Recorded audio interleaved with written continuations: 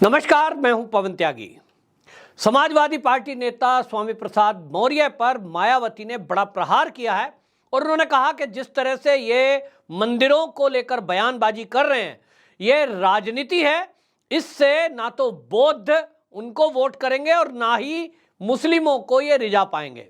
उन्होंने कहा कि ये समाजवादी पार्टी और खास तौर पे स्वामी प्रसाद मौर्य ये जिस तरह की बातें कर रहे हैं कि 8वीं सदी में बद्रीनाथ धाम जो था वो बौद्ध मंदिर था, और वो कह रहे हैं कि जो ज्ञानव्यापी और श्रृंगार गौरी मंदिर परिसर की हाईकोर्ट के आदेश के बाद जांच हो रही है, उसको लेकर वो कह रहे हैं कि ये जांच कई मंदिरों की होनी चाहिए और कई बड़े मंदिरों की अगर जांच होगी तो वो बौद्ध मठ निकलेंगे। ये विवाद दे दिया और विवादित बयान देने के बाद मायावती की प्रतिक्रिया आई, और मायावती जी की प्रतिक्रिया का मतलब आप समझ रहे हैं कि ये जो है, जो दलित वोट है उसको अपनी तरफ लुभाने के लिए स्वामी प्रसाद मौर्य ने इस तरह का बयान दिया था। तो मायावती ने उनको शुद्ध राजनीति करने के लिए ऐसा बयान देना, मुस्लिमों को खुश करना और बौद्धों को अपनी तरफ आकर्षित करना, ये बयान उन्होंने करार दिया। और उन्होंने मायावती ने कहा कि बौद्ध इससे जो है बहकावे में आने हैं नहीं, ये केवल समाज में विद्वेष फैलाने का काम कर रहे हैं और ये अखिलेश यादव के कहने पर इस तरह का काम कर रहे हैं, नहीं तो अपने आप में इस तरह का बयान देने का कोई मतलब उठता नहीं है। इस पर उत्तराखंड के मुख्यमंत्री पुष्कर सिंह धामी ने डिंपल यादव से सवाल किया था, जो कि पत्नी है अखिलेश यादव की, क्योंकि वो उत्तराखंड की हैं। तो पुष्कर धामी ने पूछा था, भाई आपकी जो डिंपल यादव, आप तो उत्तराखंड की हैं, यहाँ की संस्कृति और सभ्यता के बारे में जानती हैं, आपके पूर्वज जानते रहे होंगे कि बद्रीनाथ धाम जो है वो कब से है। बताया जाता है वो तो भाई त्रेता युग से है, आज का थोड़ा ही है। और अगर कोई आज आपकी पार्टी का नेता इस तरह का बयान दे रहा है तो आपको उसको रोकना चाहिए कि आप किस तरह से बात कर रहे हो। लेकिन लगता है कि अखिलेश यादव की पार्टी में मंदिरों पर प्रहार, हिंदुओं पे प्रहार, हिंदुत्व पे प्रहार जितना करेंगे शायद वहां उसको उतनी तवज्जो मिलेगी। इनको केवल लगता है कि मुस्लिम वोटरों को कैसे अपनी तरफ आकर्षित किया जाए। उत्तर प्रदेश में ये होता भी है कि जब समाजवादियों की सरकार थी उसमें सबसे ज़्यादा अगर आप देखेंगे तो ना तो हिंदुओं के त्यौहार हो सकते, अगर कांवड़ यात्रा निकल रही है तो डीजे नहीं बजेगा और कोई आप काम कर ही नहीं सकते। दूसरी तरफ जो कट्टरपंथी सोच के लोग हैं, खुली छुट्टी, उनको खुली छुट्टी, आए दिन दंगे होते थे। और ये स्वामी प्रसाद मौर्य है जो मायावती जी ने सवाल उठाया है कि ये राजनीति के लिए कर रहे हैं।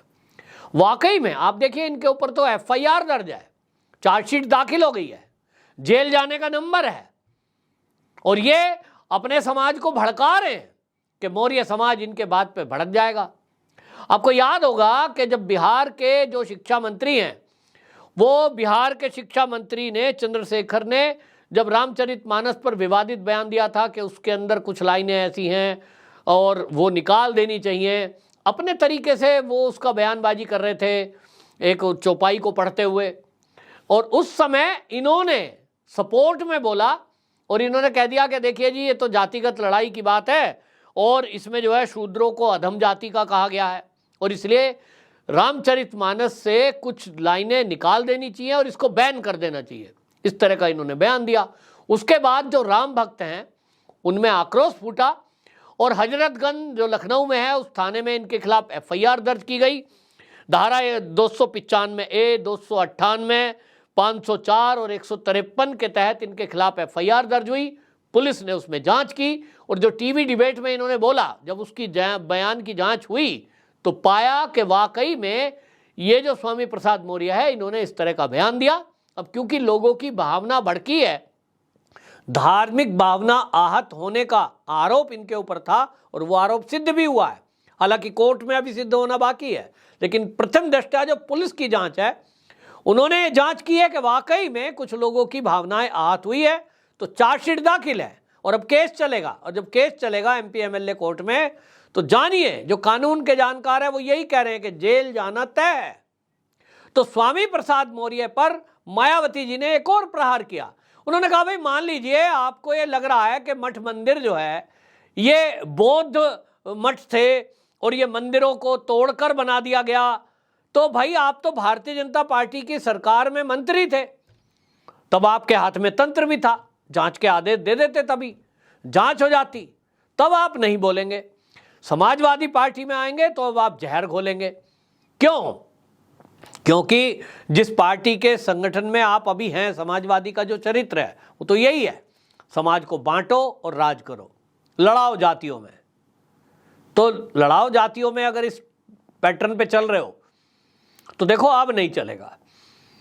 आपने मंदिर के बारे में बोला, हालांकि ये भी धार्मिक भावनाओं को आहत करने वाला है, लेकिन आप विवाद पैदा करना चाहते हैं। असली मुद्दा क्या है मैं बताऊं। असली तो बात यह है कि इस समय जो वाराणसी की कोर्ट है उसके कहने से ज्ञानवापी श्रृंगार गौरी जो मंदिर है उसकी जांच का आदेश हुआ है। उसको लेकर के हालांकि मामला सुप्रीम कोर्ट तक में पहुंचा हुआ है, सुप्रीम कोर्ट ने स्टे भी दिया था, लेकिन अब उसकी जांच हो रही है, फोरेंसिक जांच उसकी हो रही है, उसकी मैपिंग की जा रही है, कहाँ क्या चीज़ें हैं, और सामने दिख रहा है। वैसे तो दीवार सामने से दिख रही है, सारे सबूत, केवल फोटो ही अगर खींच लें और केवल वीडियोग्राफी कर लें तो भी सबूत हैं कि वो मंदिर था, उसको तोड़कर मस्जिद बनाई गई। लेकिन फिर भी एएसआई पूरे एविडेंस इकट्ठे करेगी और वही टीम उसमें लगी हुई है जो राम मंदिर में थी, तो पूरे सबूतों के साथ कोर्ट में रखी जाएगी बातें। लेकिन जैसे ही यह जांच शुरू हुई तो मुस्लिम पक्षकार उसके विरोध में खड़े हो गए।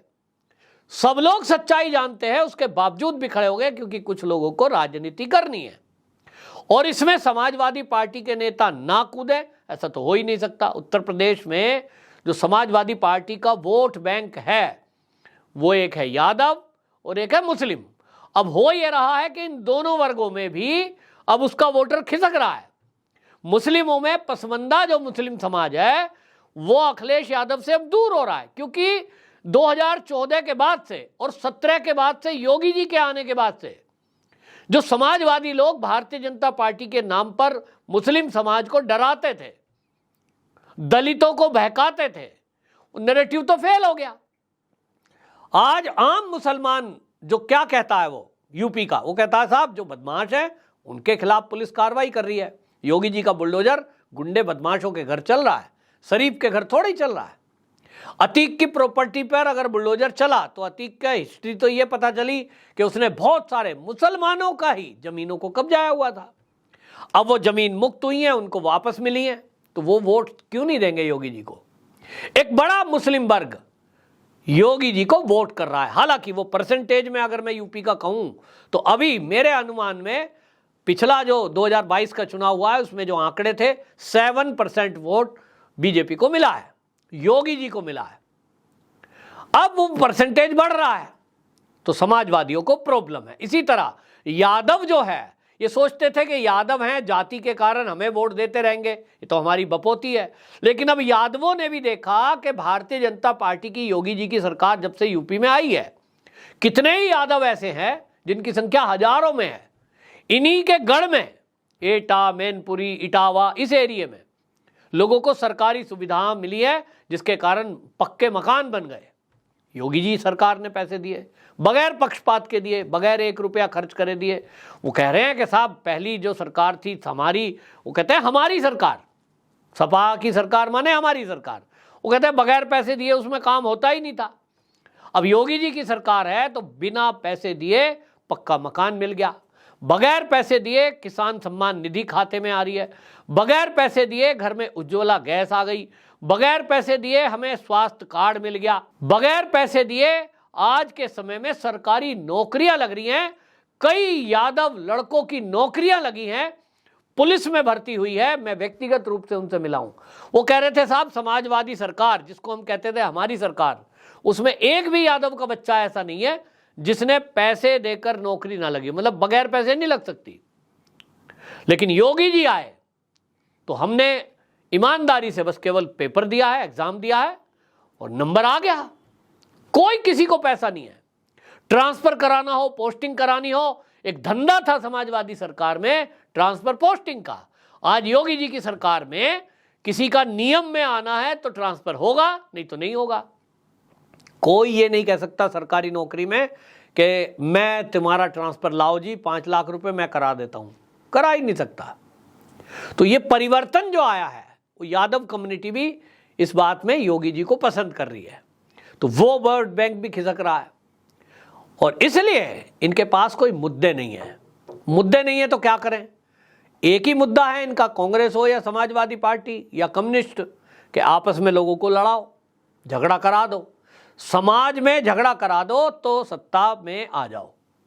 उसी चाल को चलते हुए ये समाजवादी पार्टी के नेता अखिलेश यादव के कहने पर स्वामी प्रसाद मौर्य इस तरह का बयान दे रहे हैं। वो सोचते हैं कि बौद्ध धर्म के जानने मानने वाले लोग तुम्हारे पक्ष में आ जाएंगे, लेकिन मायावती जी ने इनकी पोल खोल दी है। और ये मैं आपको बता दूं, मायावती जी का हाथी वो बटन देखते हैं पुराने लोग बस कि भैया कहाँ है हाथी, वहीं वोट पड़ता है। ज़्यादा बहन जी को समझाने की जरूरत नहीं है। तो तुम बहन जी का वोटर अपनी तरफ खिसका लोगे, ये नहीं होने का, कुछ भी कोशिश कर लो। तो ये मायावती जी ने इनकी पोल खोली है और ये हकीकत है कि ये केवल राजनीति, लोगों में विद्वेष पैदा करने के लिए और विवाद पैदा करने के लिए इस तरह के विवादित बयान देते हैं। लेकिन जैसा कि पुष्कर सिंह धामी जी ने डिंपल यादव से जवाब मांगा है, अभी तक जवाब नहीं दिया है। उम्मीद है अगले आने वाले कुछ दिनों में इस वीडियो को देखने के बाद डिंपल भाभी कुछ जवाब देंगी। लोग इंतजार कर रहे हैं।